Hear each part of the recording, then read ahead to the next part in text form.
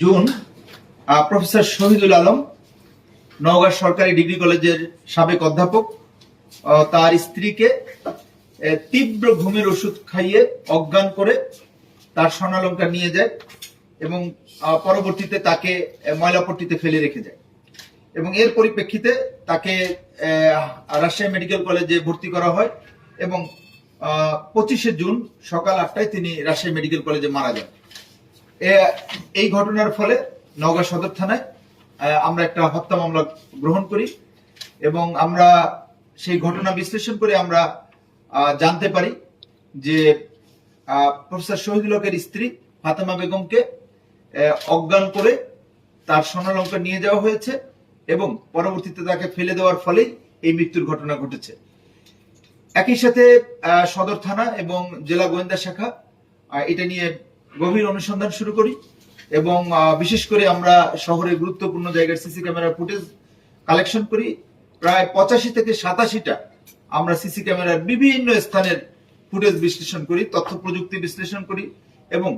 এই সময়টায় কে কোথায় কার অবস্থান এগুলি নির্ণয় করার চেষ্টা করি এবং আমরা দেখতে পাই যে আমরা একজন ভদ্র মহিলা, তার চোখে চশমা ছিল, মাস্ক পরা এবং তার সাথে একটা শিশু ছিল, এটাই আমাদের ক্লু ছিল। এবং এর পরিপ্রেক্ষিতে আমরা গতকালকে সন্ধ্যায় আমরা নওহাটা থেকে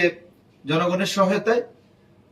একজন মহিলা, তার নাম হচ্ছে হাসিনা বেগম, তাকে গ্রেফতার করা হয় এবং তাকে আমাদের এই ঘটনার সাথে জোর সন্দেহ হলে আমরা সদর থানায় এবং পরবর্তীতে জেলা গোয়েন্দা শাখায় আমরা জিজ্ঞাসাবাদ করি এবং আমি নিজেও জিজ্ঞাসাবাদ করি এবং জিজ্ঞাসাবাদের এক পর্যায়ে সে স্বীকার করে যে সে প্রতারণার মাধ্যমে এবং মানুষকে আপনার মোটিভেট করে ঘুমের ওষুধ খেয়ে অজ্ঞান করে সেই ধরনের কাজ করে থাকে এবং ওই দিনও ঘটনার দিন তিনি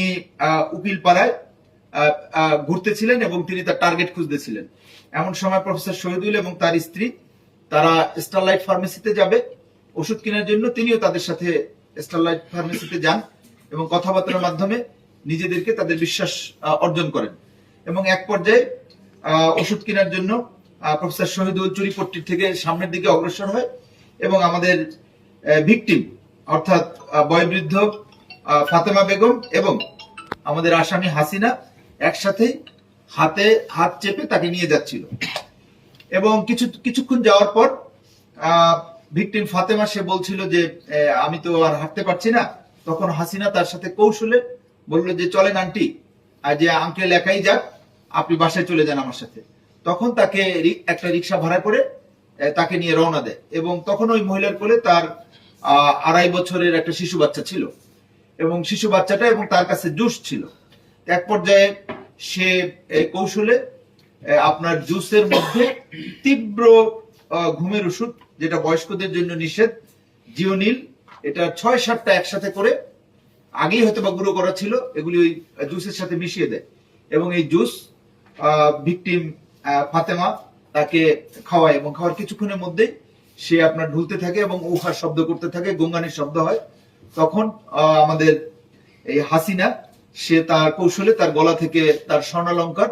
খুলে নেয়, যদিও বাদী অভিযোগ করেছেন যে হাতের বালা এবং আরো বেশ কিছু জিনিস তারা খুলে নেয় এবং যথারীতি সে গোঙালে তাকে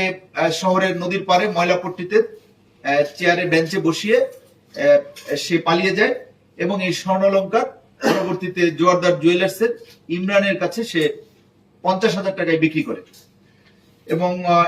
আপনারা জানেন ওই ঘটনার পর স্ত্রী ফাতেমা বেগম, প্রফেসর শহীদুলের স্ত্রী ফাতেমাকে রাজশাহী মেডিকেল কলেজে নিয়ে যাওয়া হয় এবং তার 2 দিন পর তিনি মৃত্যুবরণ করেন। আমাদের সম্মিলিত প্রচেষ্টা, জনগণের সহযোগিতা প্লাস সকলের প্রচেষ্টার মাধ্যমে আমরা খুব অল্প সময়ের মধ্যে আমরা বলবো যে এই ঘটনার রহস্য উদ্ঘাটন করেছি এবং একই সাথে আমি আপনাদের মাধ্যমে এই মেসেজ দিতে চাই যে নওগাঁ জেলা পুলিশ এই ধরনের অজ্ঞান পার্টি, মলম পার্টি অথবা প্রতারণার মাধ্যমে মানুষের টাকা পয়সা হাতিয়ে নেওয়া চক্রের বিরুদ্ধে কঠোর অবস্থানে আছে। গত কয়েকদিনে এরকম বেশ কিছু ঘটনা আমরা শনাক্ত করেছি, আসামি গ্রেপ্তার করেছি। আমাদের এই ঘটনার সাথে আরো কেউ জড়িত আছে কিনা তার ব্যাপারে আমাদের তদন্ত অব্যাহত আছে। ধন্যবাদ।